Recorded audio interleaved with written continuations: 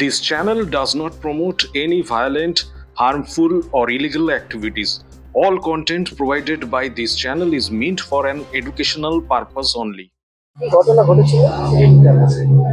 আমার স্বামী মদ খেয়ে এসে ঝামেলা করছিল, মারধর করছিল। তারপর মারধর করার পর আমার মেয়েকে নিয়ে আমি চলে আসছিলাম বাপের বাড়িতে। বাপের বাড়িতে আসার সময় আমার স্বামী আমার মেয়েকে কেড়ে নেয়, আমার থেকে কেড়ে নেওয়ার পর আমাকে মেরে বাড়ি থেকে তাড়িয়ে দেয়। আমি আমার বাপের বাড়িতে চলে আসি। চলে আসার পর লোকের মুখে শুনতে পাই যে আমার মেয়েকে আমার স্বামী মেরে ফেলেছে, মেরে ফ্রিজের জলে ফেলে দিয়েছে।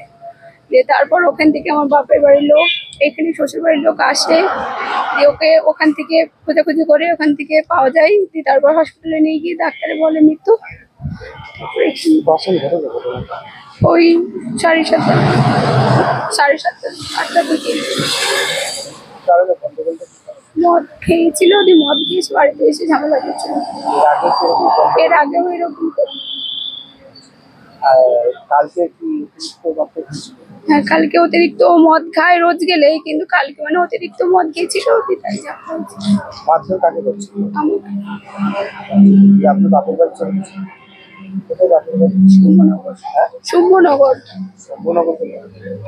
শুভনগর ঘোষপাড়ায় মায়াকুল। কখন জানতে পারে, কিভাবে জানতে পারে? আমি আমার মেয়ে মারা গেছে লোকের মুখ থেকে জানতে পেরেছি যে আমার মেয়ে মেরে ফেলে দিয়েছে ফ্রিজের জলে। সন্ধ্যে 7:30টার দিকে, এরকম টাইমে 7:30 8টা।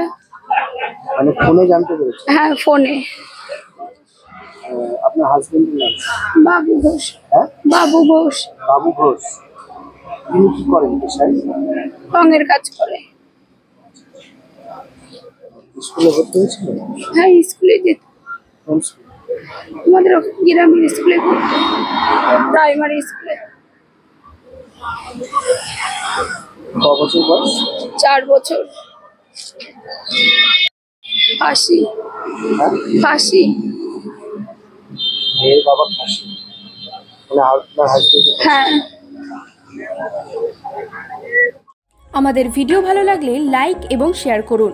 কমেন্ট সেকশনে গিয়ে জানান আপনাদের মতামত। আরও ভিডিও পেতে আমাদের চ্যানেল সাবস্ক্রাইব করুন এবং প্রতি মুহূর্তে খবরের আপডেট পেতে প্রেস করুন বেল আইকন।